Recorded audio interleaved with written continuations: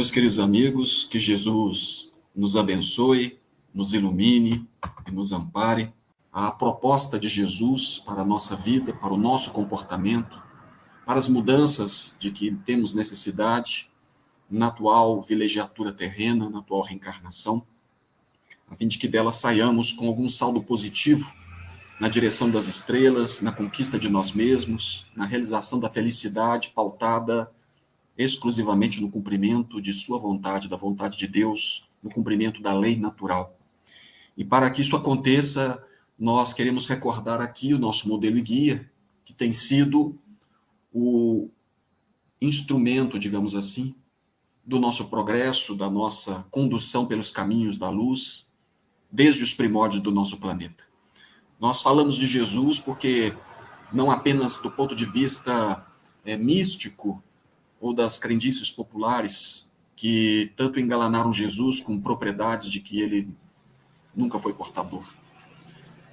Nós recordamos aqui Jesus como sendo o protótipo da perfeição a que devemos aspirar na conquista de um progresso tal que nos permita alcançar níveis superiores de felicidade, de autodomínio e de desenvolvimento humano e espiritual.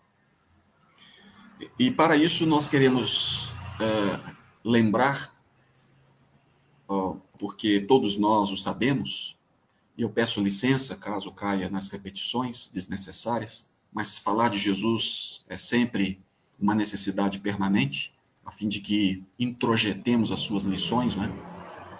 Queremos recordar ou lembrar aqui a pergunta 625 do Livro dos Espíritos, em que Allan Kardec, muito sabiamente, porque a sua pergunta também ela apresenta uma proposta de grande profundidade pelo seu conteúdo, Kardec pergunta qual seria o tipo mais perfeito que Deus tem enviado à Terra para nos servir, para servir de guia e modelo para a humanidade. Ele utiliza guia, a expressão guia, os termos nucleares da pergunta, guia e modelo. Guia e modelo. O guia é aquele que nos acompanha, é o companheiro, é aquele que está ao nosso lado, ora na nossa vanguarda, ora na nossa retaguarda, e ora, quando não podemos caminhar, nos toma nos braços e nos conduz. É o amigo, é aquele que ombreia conosco pelas voragens da eternidade. E ele está conosco há muito tempo, muito antes mesmo da fundação da Terra. É bem provável mesmo que tenhamos tido contato com ele, talvez numa conjectura hipotética, pedindo licença para tanto, sem nenhuma imposição de verdade, porque não temos propriedade para tanto. Talvez estejamos ligados a Jesus desde os seus primórdios, desde as suas etapas primevas de caminhada e de progresso pelo mundo, pelo universo. Talvez nós façamos parte do seu aprisco, desde a nossa própria condição de princípios inteligentes, colocados nos diversos níveis de evolução, nos estamentos diversos do universo. Então a nossa ligação é profunda, e ele nos acompanha, ele nos bafeja com seu magnetismo poderoso. É aquele que abre os caminhos, é aquele que aponta os horizontes, é aquele que com seu magnetismo nos arrasta. E, ao mesmo tempo, abre, descortina caminhos novos, ou caminhos que ele mesmo percorreu e outros tantos que o seguiram, né, que foram seus missionários, para atingirmos o ápice ou nos desenvolvermos com maior segurança. Porque atingir a perfeição numa longa caminhada sem um guia é muito difícil, se é que é impossível.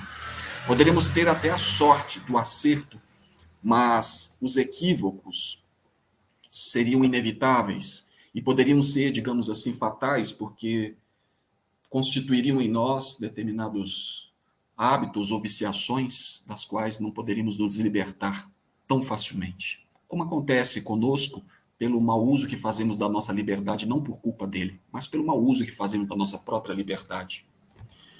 Então Jesus é o guia, é o companheiro, é o amigo, é o parceiro, é aquele que come conosco, que se banqueteia, que ombreia, caminha, prossegue, nos auxilia, nos acompanha. Mas Allan Kardec também diz que, além de guia, ele também é modelo.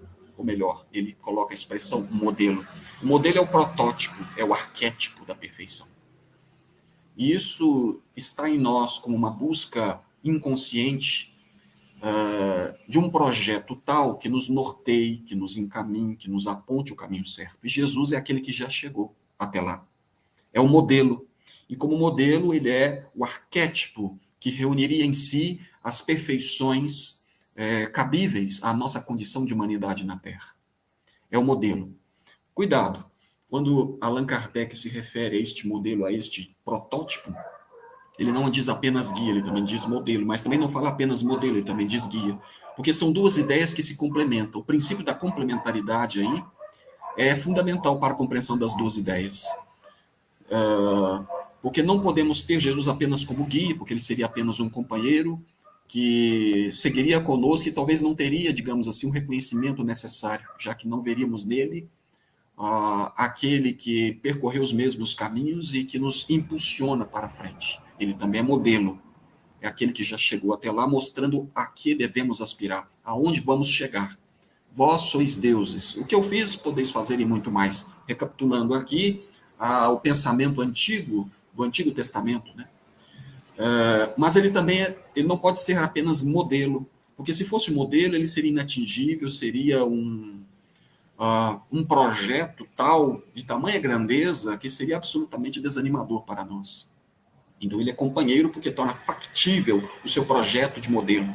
Mas ele não é apenas o guia que nos acompanha, porque ele também não se miscui nas nossas misérias, nas nossas esparrelas. Não é um companheiro que refocila conosco no chiqueiro, vamos dizer assim, refocila conosco na miséria do mundo.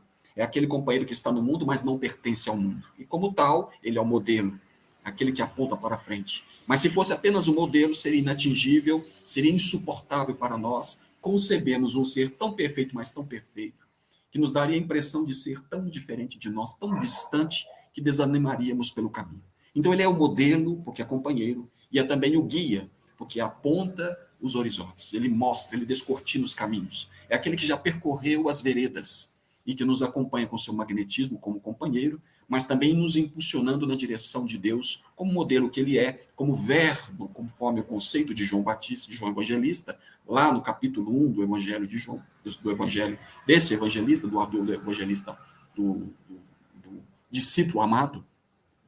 Vamos ver ali Jesus como sendo o verbo que se fez carne, aquele que se destaca que estava em Deus, que de Deus veio ao mundo, que faz a luz onde há treva.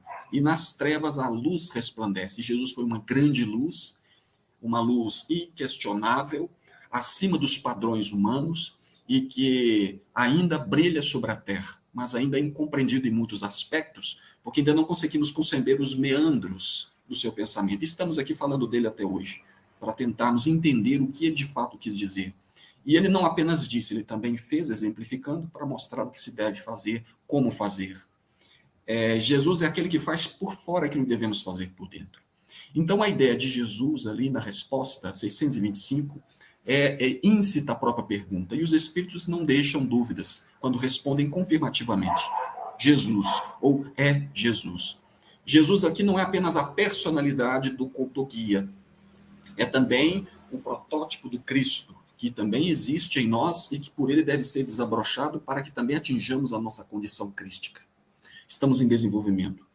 A semelhança dele mesmo, que na manjedoura pobre se faz grande, cresce, se desenvolve, transcende a condição da cruz e a transplanta pela ressurreição do Espírito eterno e imortal. Essa é a nossa caminhada evolutiva no sentido simbólico, profundo, né?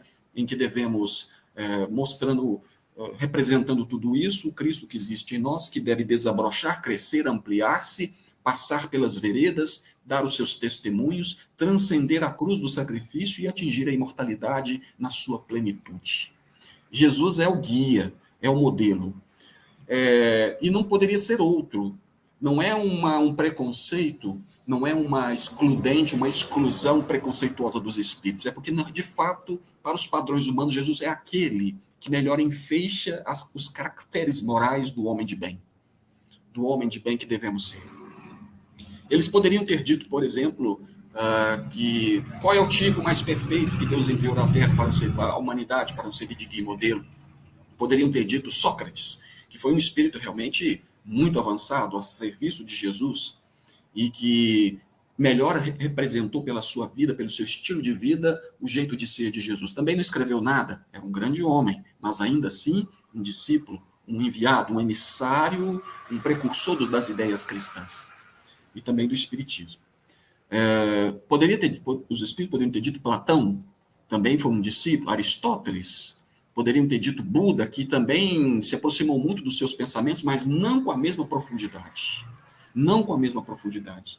Jesus tem a aptidão de nos trazer, na sua genialidade crística, ideias que eram absolutamente desconhecidas ou ignoradas pela humanidade. Claro que elas já estavam sendo semeadas, eclodindo aqui e acolá, no pensamento filosófico. E Buda quase que se aproxima um pouco quando fala das virtudes, né?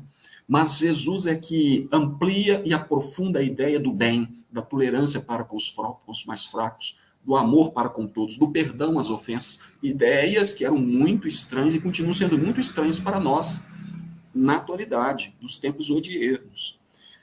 Jesus, quando ele inaugura isso, é aquilo que Lázaro, no Evangelho segundo o Espiritismo, diz, né? Quando ele pronuncia essa palavra, os cristãos descem cânticos aos circos máximos, né?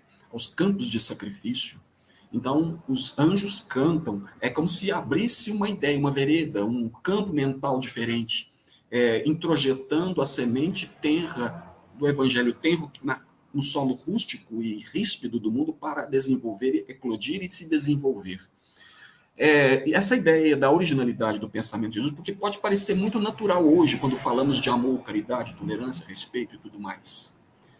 Amor para embora não façamos isso, ou façamos isso de forma muito imperfeita ainda.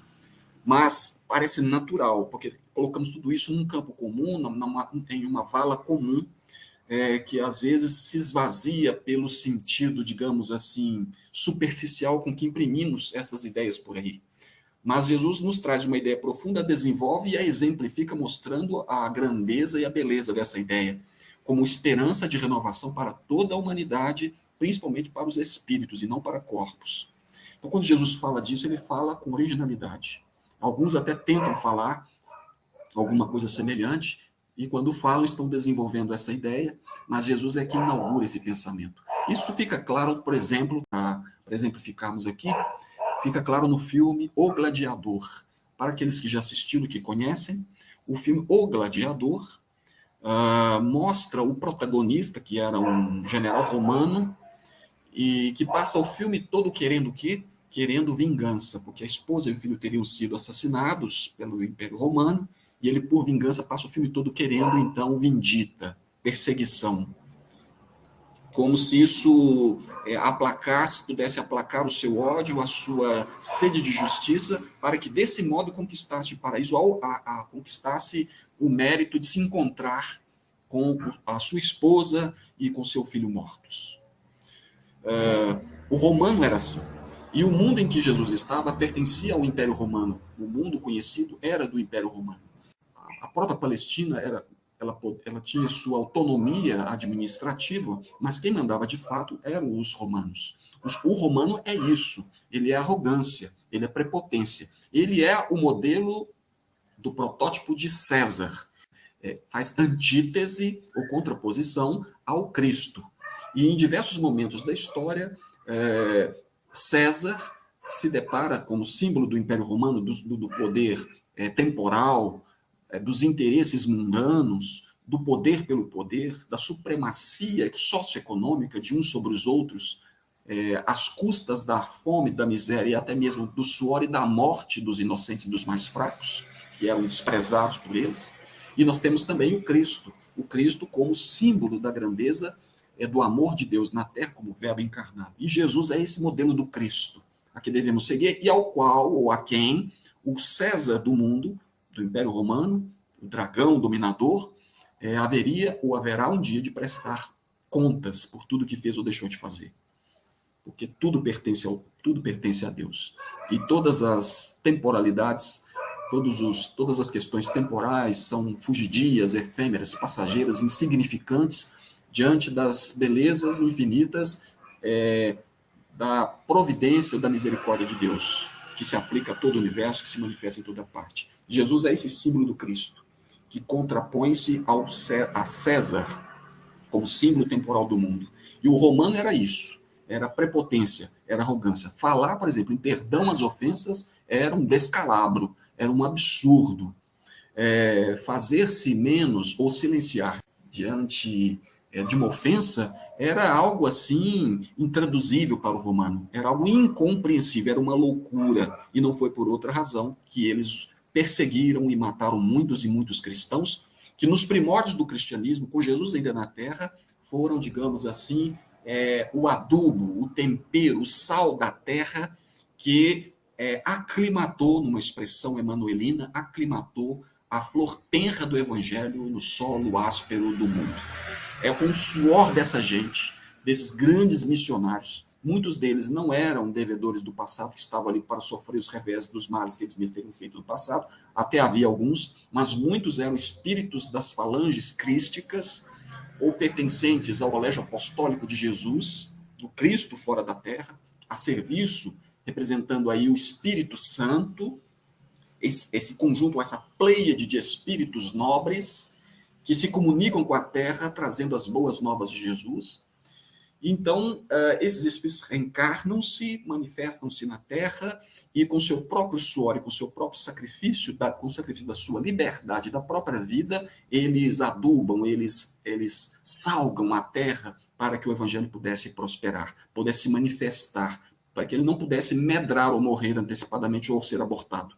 Ele vai, e muitos outros foram se sucedendo, como aconteceu com Paulo de Tarso, Saulo e outros tantos missionários, Zaqueu depois de convertido, e outros espíritos nobres, Maria de Magdala, que fez um mau processo de ascese, de renúncia, de transformação, de mudança, são modelos que indicam que Jesus tinha razão, e somente aquele que compreende o sentido e o significado dessa ideia, ou que tem de fato o amor e compreende o sentido, a essência do Evangelho do Cristo, poderia se entregar, como eles se entregaram aparentemente ao domínio ditador dos torturadores cruéis. Muitos morriam cantando felizes, e para o romano isso era um absurdo. Isso era coisa de fato diabólica, abominável, era uma fraqueza. Os cristãos de fato eram miseráveis, pobres para César, para o romano, para o orgulhoso romano, não é? E Jesus, quando fala de amor, inclusive de amor aos inimigos, ele, de fato, está falando de algo que não era muito bem entendido, não poderia ser bem aceito naquele momento. E ainda estamos até hoje falando destas coisas, tentando botar sentido nelas, embora para nós elas soem um pouco mais naturalmente, elas soem um pouco mais, são mais espontâneas, né? Embora eu ache que essa espontaneidade, essa naturalidade dessas ideias, em alguns momentos da nossa própria vida, com todo respeito a quem pensa diferente, ela soe vazia por um processo de repetição. A gente vai falando amor, amor, amor, amor, amor, e aquilo perde sentido, porque de fato não é isso que nós de fato sentimos ou vivemos. Mas Jesus está aí, e quando nós nos desvirtuamos, quando nós nos afastamos disso, nós então entendemos, nós buscamos em Jesus não um amparo místico de um modelo distante, mas a presença do guia que nos orienta, que nos reorienta, que nos reconduz. E ele tem feito isso há muitos séculos, apesar dos pesares, apesar desses mais de 2000 anos de desvirtuamentos, de adulterações, aliterações, de adulterações, de desvios do evangelho, né, de incompreensões ou de intolerâncias, que foram supostamente inspiradas no seu evangelho, que não guardam nenhuma compatibilidade com a essência do seu ensino. Deveríamos pensar mesmo se a palavra cristão se nos aplica tão assim, perfeitamente, né, conforme entendemos Jesus. Porque muitos mataram e não foi nada disso que Jesus ensinou. Muitos cometeram crimes e ainda hoje estamos escolhendo ou fazendo escolhas infelizes baseados nos interesses de César em detrimento do pensamento do Cristo. São duas potências íncitas ou inatas que estão em nós e que estão disputando. São duas potências em disputa, em litígio, em pugilato constante dentro de nós. De um lado, Cristo, que nos chama a consciência, e do outro lado, dentro de nós, na mesma consciência, César, como o conjunto dos atavismos reencarnatórios e das repetições ou dos atos reiterados praticados em vidas sucessivas, baseadas no interesse pessoal, no orgulho e no egoísmo. Quando Jesus entra aí, é natural que César crie uma revolução, ou ele resista heroicamente, digamos assim, à proposta do Cristo, e esse conflito vai se espraiar ou vai se projetar para além de nós, nos nossos pensamentos, nos nossos atos, e aí nós passamos a entender porque é tão difícil, por exemplo, a convivência entre, às vezes, companheiros de mesmo ideal, porque é tão difícil encontrar, de fato, cristãos com C maiúsculo, né, que se entregam ao sacrifício do amor, não por covardia, mas por amor a um ideal maior do que eles. Por que a ideia do perdão nos soa, às vezes, tão estranha no momento do testemunho? Mas não tem jeito. A ideia é simples. Para se fazer o bem, devemos fazer o bem. Não existe, nós podemos até usar recursos, o certo é aquilo que dá certo, o errado é aquilo que dá errado. E podemos usar estratégias, podemos usar recursos estratégicos na área da psicologia e em outras áreas, recursos lúdicos, brincadeiras, métodos, mas, em essência, o caminho da educação espiritual, conforme nos ensina Allan Kardec, é realmente a inculcação, a criação de hábitos novos. E isso se faz não apenas em uma vida, e isso fica bem claro no conceito que os espíritos nos deram em O Evangelho segundo o Espiritismo de Allan Kardec, quando define o que é espírita. É aquele que reconhece o verdadeiro espírita por sua transformação moral e pelos esforços que emprega para domar suas más tendências.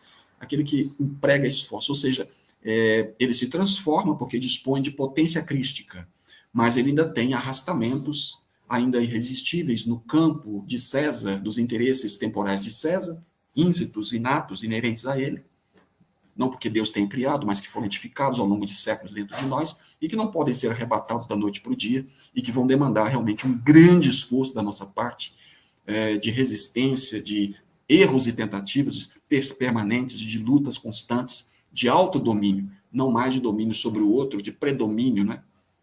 Ou de subjugação da consciência alheia, mas de controle de nós mesmos através de um processo cognitivo de inteligência maior, respaldada e iluminada pelo pensamento do Cristo, que é o verbo de Deus em nós. Então, o que nós queremos é essa identificação, esse processo de identidade, de identificação com Cristo, de permuta de valores com o nosso mestre. A proposta de Jesus, ela está muito clara no capítulo 5 do Evangelho de Mateus. Ele diz o seguinte, lá no capítulo 5, ouvistes o que foi dito, ou seja, toda a tradição de César, são os hábitos condicionados, são os reflexos condicionados, como nos ensina André Luiz na sua coleção maravilhosa.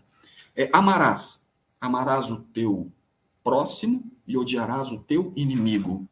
Bom, isso nós já sabemos e fazemos. Nós amamos os nossos amigos e odiamos os nossos inimigos. É a tradição de César. É a cultura da violência, que é replicada pelo pensamento, pelo nosso comportamento, pelo nosso jeito de ser, e que soa aparentemente natural, mas não é. E aí ele vem rompendo com essa ideia, e o que nos parece realmente escandaloso, e não que seja, porque isso é da vida, está na vida, pertence à lei de Deus, e ele vai dizer, eu, porém, vos digo, amai os vossos inimigos, bendizei os que vos maldizem, fazei o bem aos que vos odeiam, e orai pelos que vos maltratam e vos perseguem, para que sejais filhos do vosso Pai que está nos céus. Eu acho isso bonito, mas não pode ser apenas bonito, não tem apenas uma proposta estética, é uma proposta ética, de mudança de comportamento. E tem que ser bem analisada, tem que ser bem aplicada para fazer sentido, né? Para que faça algum sentido para a nossa consciência recalcitrante. E ele vai dizer, então, amai os vossos inimigos, bendizei os que vos maldizem, fazei o bem aos que vos maltratam e caluniam. São 3 propostas. E é engraçado, ele vai dizer que é preciso amar o inimigo, depois ele diz, olha, fazer o bem àqueles que nos odeiam. Mas aquele que nos odeia também não é nosso inimigo, então por que não amá-lo também? Por que já não colocou tudo numa ordem só? Porque o inimigo, quando ele fala amar os inimigos, amai os vossos inimigos, o inimigo é um amigo, é aquele que foi um amigo do passado e que precisa ser reconciliado, reconquistado. E o recurso é apenas um, o amor, não tem jeito. E o amor demanda tempo. Podemos usar de todos os recursos artificiais, separar, mudar, fazer, fugir, chorar, deblaterar. Podemos ofender, usar recursos, chamar a polícia, aplicar a lei, buscar o judiciário. Podemos adotar muitas providências ou medidas. Mas só o amor terá o condão ou a capacidade de penetrar no cerne das questões e desmembrar os elementos, né, desestruturar os elementos do ódio, os elementos do rancor, do ressentimento, perdidos no tempo e no espaço. E ele vai dizer, bendizei, fazei o bem aos que vos odeiam. Porque aquele que nos odeia não é necessariamente um inimigo. Não é alguém que tenhamos conhecido ou que mantém alguma relação conosco. Ele pode até ser o nosso inimigo, mas ele nos odeia pelo simples fato de pensarmos diferente dele. Às vezes basta uma opinião contrária, a gente já se abespinha, já se ofende, a gente já se fecha e já começa a conjecturar coisas que são irreais e a relação então vai desandando e vamos perdendo. Isso está em toda parte, na família, na rua, no trânsito, como é difícil, não é? No trânsito, na casa espírita, por que não? Nós temos muitos casos assim. Não é fácil, meus amigos, não é fácil. Mas para se fazer o bem não há outra alternativa, só fazendo o bem. E ele diz mais que aquele que faz todas essas coisas, que ama o inimigo, que faz bem aos que lhe odeiam, e que ora, aqueles que oram por aqueles que os caluniam, né, e os maltratam, seriam reconhecidos como tais, como filhos do nosso Pai que está nos céus. Engraçado, mas nós já não somos filhos do nosso Pai, independentemente de amar ou não, de fazer o bem, eu já não sou filho do Pai que está nos céus. É porque o conceito aqui de filiação ou de paternidade é muito maior do que aquele que nós conhecemos do ponto de vista genético, do ponto de vista dos cromossomos, não é? Dos caracteres genéticos dados pelo alfabeto, né? Das proteínas que se conjugam ali naquela dupla hélice de DNA. É muito mais do que isso. A paternidade do nosso Criador, ela é permanente, eterna. Deus é soberanamente justo e bom, sempre nos amou, vai continuar nos amando, independentemente do que somos.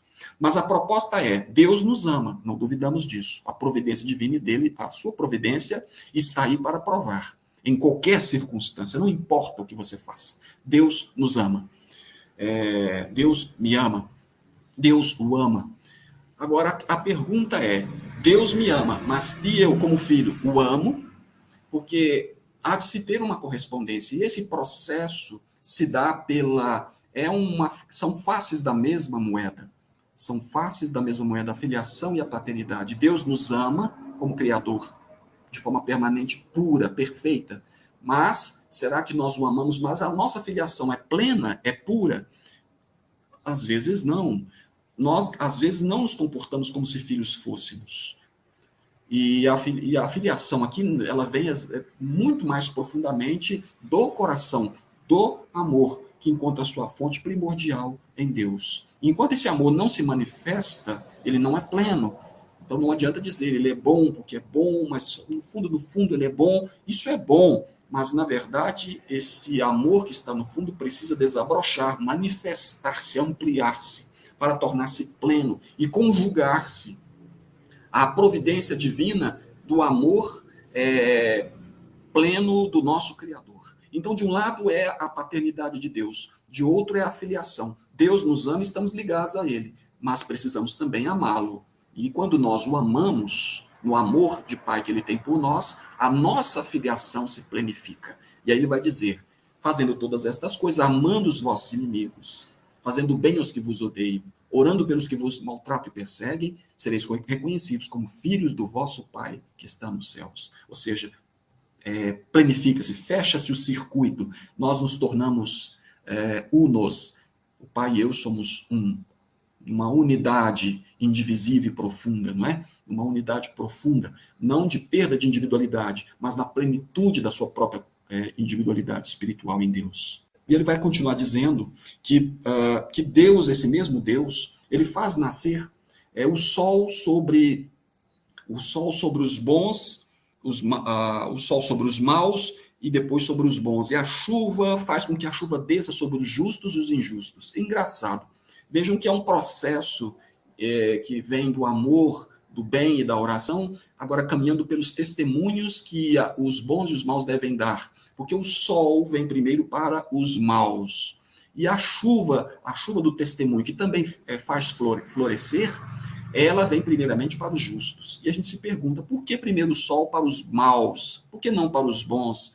E por que a chuva dos testemunhos para os justos primeiro e depois para os injustos? Porque os maus são mais fracos e os injustos precisam do exemplo dos justos e precisam da assistência dos bons. Por isso que o sol que planifica, que traz vida e vitalidade, é dado primeiro aos fracos que dele necessitam.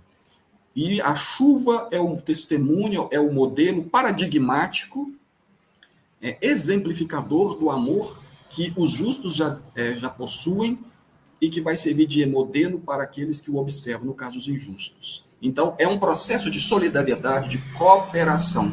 Vejam que o amor passa, então, pelos inimigos, passa pelo bem aos que nos odeiam, pela oração, e passa também pelos testemunhos que vamos dando, porque fazendo, realizando, nós somos observados por uma nuvem de testemunhas, e aqueles que nos observam podem aprender, ou podem, digamos assim, se compadecer, se sensibilizar com a mensagem, como se o próprio Cristo estivesse ali. Porque fazendo todas estas coisas é como se ao Cristo estivéssemos fazendo. No livro Ação e Reação, a humildade dos que sofrem é fator fundamental para a transformação dos que fazem sofrer. Vejam que até sofrendo podemos servir de testemunho para a felicidade. Quando é um sofrimento, obviamente, abnegado e resignado. E é por isso que isso nos ajuda a entender o significado do sacrifício de morte, de suor, de todos os antigos cristãos que estavam a serviço da mensagem do Evangelho nos primórdios do cristianismo na Terra. Não é? E hoje o testemunho, meus amigos, da chuva, nasce das lutas ingentes que enfrentamos em toda parte, no trabalho, no trânsito, na família e tudo mais. São experiências que vamos conquistando. Não somos mais chamados à morte obrigatoriamente. Não somos chamados, isso pode até acontecer, porque estamos no mundo material e tudo é possível. Não estamos sendo chamados à perda ou ao cerceamento da nossa liberdade de ir e vir, porque isso também pode acontecer.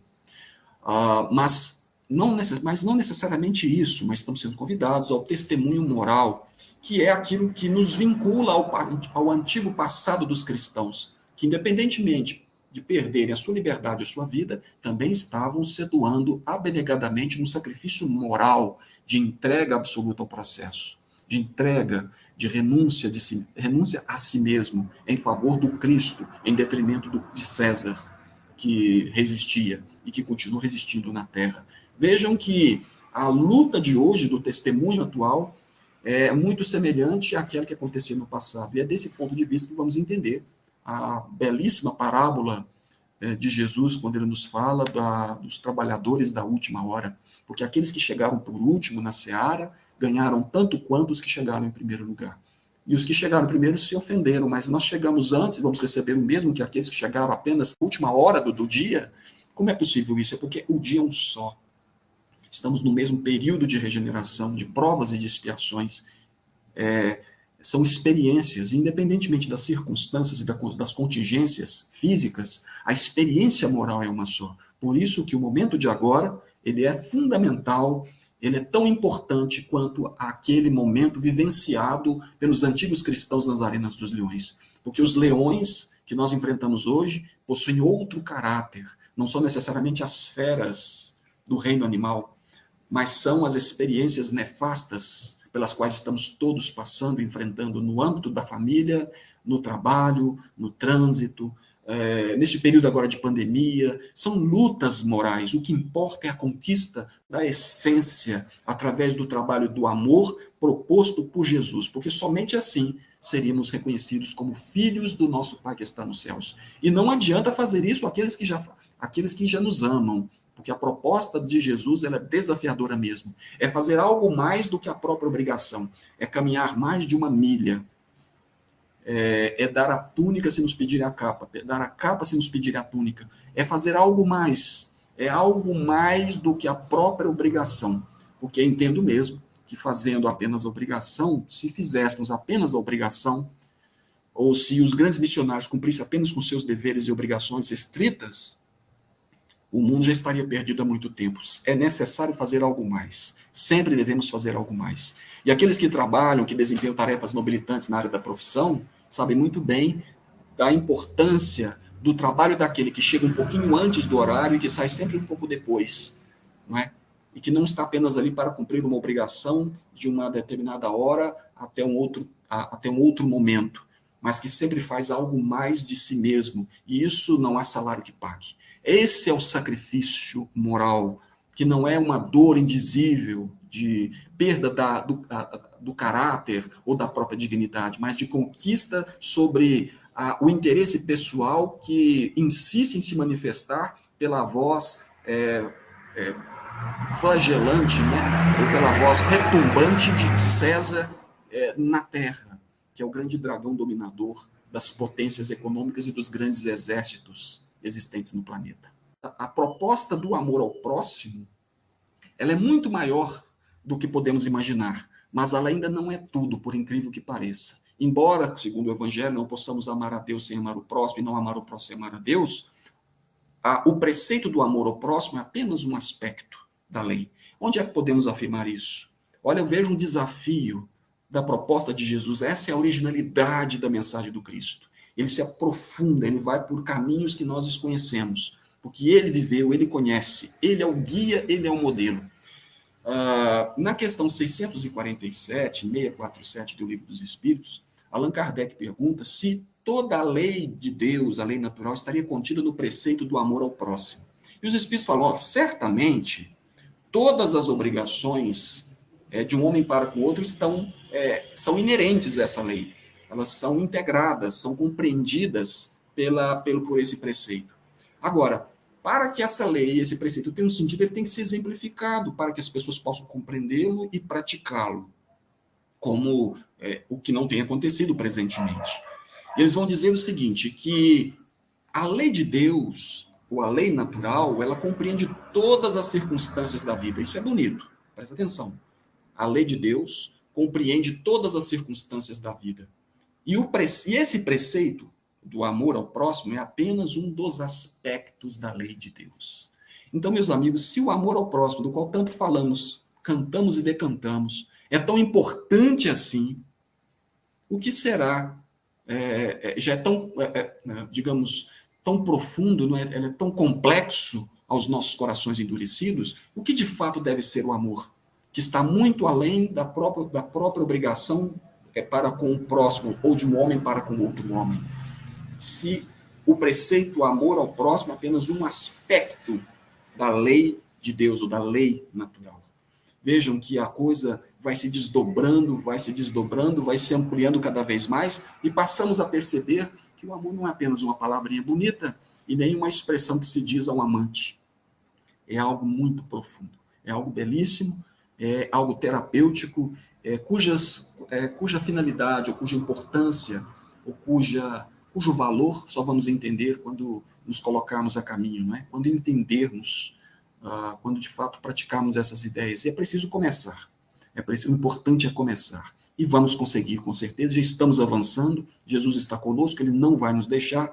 Ele está nos amparando, nos impulsionando, nos recordando, enviando mensageiros e nos induzindo magneticamente com seu amor a essa condição. E estamos caminhando e vamos chegar até lá, se Deus quiser. O irmão X, no livro Estante da Vida, é uma história muito conhecida, os senhores conhecem muito bem, para termos uma noção da beleza do pensamento do Cristo, da importância de Jesus em nossas vidas e do trabalho ingente que essa criatura realiza em nome de Deus em favor do progresso do nosso planeta. Se aqui estamos, é porque, de fato, ele intercede por nós. E se a Terra consegue realizar o seu périplo orbital, né, pelo nosso sistema, é porque existem leis que foram criadas, são leis naturais criadas por Deus. E se o nosso planeta cá está, na posição que se encontra depois aí dos seus mais de 5 bilhões de anos, é porque Jesus, como arquiteto sublime, dele se tornou governador e estabeleceu programas, né, de crescimento e de desenvolvimento para os próximos séculos. E ele preside não apenas o processo biológico do desenvolvimento da Terra, mas como também nos impulsiona psiquicamente a consecução de uma condição moral superior. Ele é a síntese biológica, porque isso fica bem claro, por exemplo, em Mateus, quando ele faz a genealogia de Jesus. Jesus, embora não seja um espírito criado na terra, ele catalisa com sua presença o processo biológico da evolução dos homens. Ele catalisa, ele é a síntese, ele é o filho do homem, ou seja, ele é o produto máximo do progresso da humanidade, é o filho do homem, ou seja, o filho é sempre o produto, ele é sempre o resultado, e Jesus é o resultado desse processo num nível mais alto. Embora ele não pertença à terra, ele catalisa o processo da genealogia humana, ele traz consigo a síntese em germe da evolução do nosso mundo. Mas ele transcende a condição de genealogia e ele vai se tornar aquilo que Paulo chama de Melquisedeque, né? É o sumo sacerdote pela ordem de Melquisedeque. Isso está lá em uma das epístolas de Paulo. Jesus é o sumo sacerdote, ou seja, o grande sacerdote que não faz sacrifício de ovelhas ou de animais, mas é aquele que se entrega a si mesmo e que faz a sua oferenda perfeita, porque é ele mesmo que se entrega em favor das criaturas. Olha só que bonito. É uma ideia é o sumo sacerdote da ordem de Melquisedeque, porque Melquisedeque não teve pai, não teve mãe, e Abraão foi até ele prestar tributo, não é? Oferecer o seu dízimo, e aí Jesus é comparado então com esse ser, que ao mesmo tempo catalisa a evolução da terra pela sua genealogia, inserindo-se na tradição judaica, conforme queriam as tradições do seu tempo, mas ele não está preso a isso, porque a sua origem cósmica é muito superior à condição humana. É Jesus. Então nós estamos falando de um ser absolutamente perfeito, maravilhoso, e que se fez carne, tornou-se homem, conviveu conosco, mas não foi um homem qualquer. E não pode ser diminuído à condição de um ser miserável, tal qual um homem qualquer na condição de César na terra.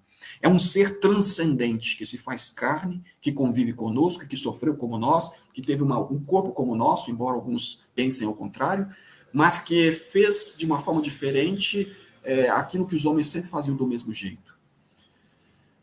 Então, o irmão X, no livro Estante da Vida, nos narra que nos últimos dias de Jesus na Terra, ele se encontrava na cruz, e Jerusalém, no Gólgota, onde Jesus estava no madeiro ingrato, na cruz ingrata, Jerusalém naquele dia estava realmente taciturna, porque uma grande tragédia havia se abatido. Jesus tinha sido sacrificado, o ser mais perfeito.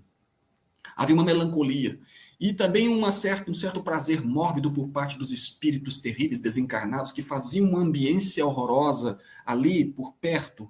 Jerusalém escurecida, aproximava-se uma grande torrente em poeira que se abatia sobre a cidade. Havia uma grande tristeza, parecia que a natureza chorava com a morte de Jesus na cruz. E, a despeito do prazer mórbido das mentes doentias, daqueles que se compraziam no sacrifício de um inocente. Mas a tragédia era a mesma. Aliás, muito pior por esta mesma razão. Até que, de repente, Jesus, já nos seus últimos instantes, com os cabelos empastados de sangue, ferido, porque ele já estava em choque, pronto para desencarnar, até que, de repente, se abre uma torrente, um cânulo de luz que vem do céu e cai sobre a cruz. E ela se abate e vai iluminando o ambiente. E por essa fonte de luz que descia, comparecem por ali anjos, espíritos puros, seguidores, espíritos dedicados ao amor do Cristo, para servi-lo naquele instante crucial da vida do Mestre para a humanidade. E Humberto de Campos vai nos narrar que esses espíritos formavam grupos de atividade para a harmonização do ambiente. Um desses grupos eram reconhecidos como anjos da consolação, que traziam ungüentos que eram passados nas feridas do Cristo, nas suas feridas, para dar-lhe um pouco de alívio, mas os olhos humanos não podiam contemplar aquilo. Eram visões inefáveis do espírito, para aqueles que podiam perceber a presença de espíritos nobres, chamados de anjos, espíritos puros no conceito da doutrina espírita. Havia também os anjos do afeto, que rodopiavam, faziam voos volitivos, né, ao redor do madeiro ingrato, da cruz de Jesus, acariciando o tórax ferido do Cristo, acariciando-lhe a face, enfim, cuidando dele. Havia também os espíritos da harmonia, que realizavam, que tangiam instrumentos desconhecidos para a terra, Eram espíritos músicos, artistas, que tangiam instrumentos inefáveis, canções belíssimas, fazendo a harmonia do ambiente, naquele ambiente sórdido, triste, infamante, degradante. Era uma tristeza, mas ali estavam os espíritos para homenagear o grande Cristo na cruz. Desceram também, segundo o espírito Humberto de Campos, o irmão X, no livro Estante da Vida, para aqueles que quiserem ler depois, os espíritos da justiça. Esses espíritos compareciam e eles percorriam as multidões, tocavam, primeiro cumprimentaram Jesus, beijando-lhe os pés na cruz, pedindo licença, e se embrenharam, colocaram-se no meio da multidão, anotando ou registrando no livro da vida todos os espíritos, o nome de todos aqueles indivíduos que participaram daquela tragédia criminosa, para que no tempo certo esses espíritos pudessem prestar contas à divina providência. Mas também, por fim, depois de vários grupos de espíritos ali, espíritos de anjos, espíritos ou de embaixadores da luz, desceu um espírito solitário, um anjo solitário, daí chamado anjo solitário da caridade, Volto a repetir. Ele desce devagar sobre a cruz de Jesus, vai até os pés, mais embaixo, beija-lhe os pés, ele faz um minuto de silêncio, e ele então sobe até Jesus, e quando o contempla, todo ferido e machucado, ele tem um êxtase de dor que a terra não poderia conhecer. Ele começa a chorar. E para confortar ou reconfortar Jesus na cruz, ele coloca a sua cabeça no peito de Jesus, que arfava nos seus últimos segundos, porque ele já estava desencarnando. E ele então, Jesus na cruz, pronuncia alguma coisa, começa a balbuciar alguma coisa. E o anjo divino da caridade, o anjo solitário da caridade, ele estava sozinho. Ninguém sabia o que estava acontecendo ou passando na sua cabeça, nem os demais anjos. Ele então sobe e coloca os ouvidos nos lábios sangrentos ou machucados ou feridos de Jesus. E Jesus começa a balbuciar alguma coisa que a terra não pôde registrar, ou nunca soube. E ele, quando acabou de ouvir, ele se afasta, beija Jesus pela última vez, se afasta do mestre e se lança na noite escura de Jerusalém e desaparece. Ninguém fica sabendo. Mas coube a Humberto de Campos, ou irmão X, a informação do que teria Jesus falado o que teria dito Jesus nos seus últimos minutos na cruz.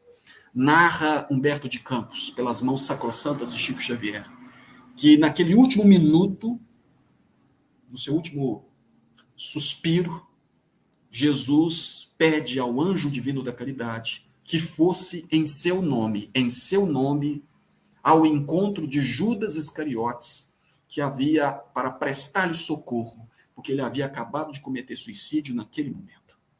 Vejam, Jesus na cruz, cansado, extenuado, exaurindo-se em sangue, pede ao anjo, encontra forças antes da sua desencarnação para se preocupar com Judas Iscariotes, que o havia traído. E o anjo vai ao seu encontro para prestar socorro em seu nome ou em seu lugar. Claro que Jesus o encontrou depois, mas naquele momento, Jesus pensava no outro, sempre pensando no outro. Não é esse um verdadeiro modelo e guia para as nossas vidas? Que Deus nos abençoe e muito obrigado, meus amigos.